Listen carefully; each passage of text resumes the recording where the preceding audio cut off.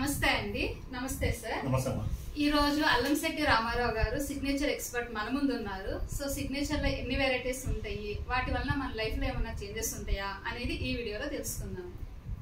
నమస్తే సార్. చెప్పండి సార్.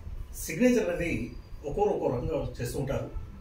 మనం సహజంగా బ్యాంకులకు వెళ్ళేటప్పుడు కానీ ఏదైనా డాక్యుమెంటేషన్ రాసేటప్పుడు కానీ ఒకసారి పెట్టిన సిగ్నేచర్ మళ్ళీ కరెక్ట్గా పెట్టకపోవడం వల్ల ఇబ్బందులు ఎదుర్కొంటూ ఉంటాం.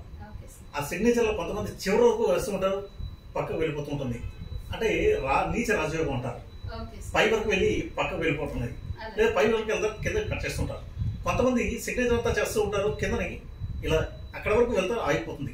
దానివల్ల ఏంటంటే వాళ్ళ లైఫ్ గ్రోత్ అనేది ఆగిపోతుంది. ఎవరైతే రైట్ స్ట్రోక్ ఇస్తారో వాళ్ళు చాలా పవర్ఫుల్ పర్సన్స్. క్రాస్ సిగ్నేచర్ ఎవరైతే పడతారో వాళ్ళు చాలా అదృష్టవంతులు. వాళ్ళంతా వాళ్ళు దే దెమ్సెల్వ్స్ టు పికప్, వాళ్ళు స్వతహాగానే మంచి స్థితిలో ఉంటారు. అదే కింద డాట్స్ పెడతారే, ఆ 3 డాట్లు కొంతమంది పెడతారు, 2 డాట్లు పెడతారు, 1 డాట్ పెడతారు. ఆ పెట్టే తీరులో మొదటి డాట్ డార్క్ గా ఉండే, 2వ డాట్ లైట్ గా ఉంటే వాళ్ళు ఎక్కువ కష్టపడతారు, తక్కువ రిజల్ట్స్ వస్తూ ఉంటాయి. కొంతమంది స్టార్టింగ్ పెద్ద డాట్ పెడుతూ ఉంటారు, తర్వాత రిజల్ట్స్ రావు. కారణం ఏంటంటే చివరికి వచ్చేసరికి వాళ్ళు కష్టపడడం అంతా తప్ప రిజల్ట్స్ అనేది కనిపించవు. కొంతమంది 3 డాట్లు పెడతారు గీత కిందని. ఈ 3 డాట్లు తాలూకా మీనింగ్ ఏంటంటే ముక్క ఎక్కడ ఉందంటే ఇలా చూపిస్తారు తప్ప they are not able to give right way. అదో ప్రాబ్లం. తర్వాత కొంతమంది ఇలా క్రాస్ సిగ్నేచర్ చేసి చివరిలో ఒక చిన్న డాట్ పెడతారు. ఆ డాట్ అనేది వాళ్ళు ఒక పావుల ఖర్చు పెడతారు, 10,000 సంపాదిస్తుంటారు. అంత ఎనర్జీ అనేది ఉంటుంది. తర్వాత సిగ్నేచర్ అనేది ఇప్పుడు కూడా ఎం అనేది రకరకాలుగా రాస్తుంటారు. ఆ రాసి సిగ్నేచర్లో వేసే సిగ్నేచర్లో కానీ అడ్డుదిడ్డంగా ఉందనుకోండి, అది ఎవరికి అర్థం కాదు.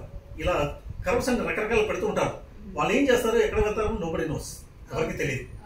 అలాగే చివరికి వచ్చేసరికి ఎవరికి నా సిగ్నేచర్ అర్థం కాదు, వీళ్ళ వెనకాల కోట్లు రాసి ఉండదు, కానీ వీళ్ళు అలా ఫీల్ అయిపోతూ ఉంటారు, ఎవరికి నా సిగ్నేచర్ అర్థం కాదని. వాళ్ళు ఎవరికి అర్థం కాదు, వాళ్ళే అర్థం కాదు. అర్థమైందా? ఆ క్లారిటీ ఎవరైతే ఇవ్వగలుగుతుంటారో వాళ్ళకి చక్కగా ఉంటుంది. ఆ స్థితిని బట్టి వాళ్ళు మీరు తీసుకున్న ఐఏఎస్ ఆఫీసర్స్, ఐపీఎస్, లేదంటే గెజిటెడ్ ఆఫీసర్స్, గెజిటెడ్ ఎంప్లాయీస్ కానీ ఎవరైనా తీసుకునేటప్పుడు ఒక సౌండ్ పర్సన్స్ వాళ్ళు పెట్టే సిగ్నేచర్ చాలా అద్భుతంగా ఉంటుంది. వాళ్ళకంటే ఒక గుర్తింపు అనేది ఉంటుంది. తర్వాత వై కానీ జీ కానీ పెట్టేటప్పుడు కిందని దానికి అడ్డంగా వై ఇలా రాస్తారు, రాసి ఒక అడ్డంగా గీత పెడతారు. ఆ విధంగా గీత పెట్టడం వల్ల ఏంటంటే వాళ్ళు పడుకునే దీంట్లో వాళ్ళే ఇబ్బంది పడుతూ ఉంటారు. వాళ్ళు చేసే పని వాళ్ళే తప్పులు ఎంచుకుంటూ ఉంటారు. అది చాలా ప్రమాదకరమైనది. ఎప్పుడు కూడా మనం సిగ్నేచర్ చేసేటప్పుడు మనం రాసే లెటర్, పై లెటర్లో ఉన్నటువంటి, పై వర్డ్లో సెంటెన్స్ లో ఉన్నటువంటి ఆ వర్డ్లో ఉన్నటువంటి ఎక్కడ కూడా కింద గీత అనేది టచ్ అవ్వకూడదు. కొంతమంది సిగ్నేచర్ క్రాస్ సిగ్నేచర్ పెడతారు, కింద గీత గీరు. దానివల్ల ఏముందంటే ఎవరి సపోర్ట్ వాళ్ళకి రాదు. ఆ క్లారిటీ ఎవరైతే ఇవ్వగలుగుతుంటారో వాళ్ళు అదృష్టవంతులు. ఆ పెట్టే సిగ్నేచర్ లోనే 30 to 40% వాళ్ళ లైఫ్ డిపెండ్ అయి ఉంటుంది. Change your signature, change your fate అని కూడా చెప్పవచ్చు. Thank you sir.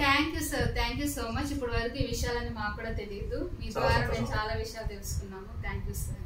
Thank you.